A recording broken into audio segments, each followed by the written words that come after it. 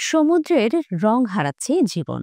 প্রবাল প্রাচীর যেখানে সমুদ্রের রঙিন প্রাণেরা আশ্রয় খোঁজে, এখন তারাই হারিয়ে যাচ্ছে এক ভয়াবহ বিপর্যয়ের মুখে।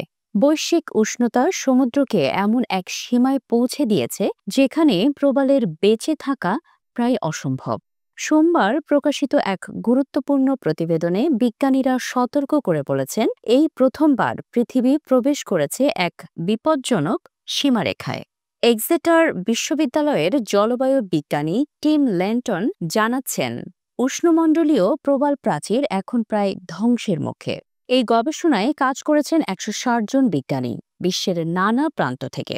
তারা বলছেন, বৈশ্বিক উষ্ণতা যদি শিল্পপূর্ব যুগের চেয়ে মাত্র ১.৫ ডিগ্রি সেলসিয়াস বেড়ে যায়, তাহলেই অধিকাংশ প্রবাল প্রাচীর বিলীন হয়ে যাবে। আর বাস্তবতা হলো, আমরা সেই সীমারেখার খুব কাছাকাছি পৌঁছে গেছি।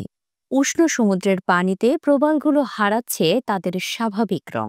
বিজ্ঞানীরা একে বলেন ব্লিচিং বা রং ফ্যাকাশে হয়ে যাওয়া। এতে শুধু সৌন্দর্য নয়, হারিয়ে যায় তাদের খাদ্যের উৎসও। সমুদ্র যদি ঠান্ডা না হয়, এই প্রবাল আর ফিরে পায় না জীবনের স্বাভাবিক ছন্দ। ধীরে ধীরে তারা মরে যায় নীরবে, নিঃশব্দে।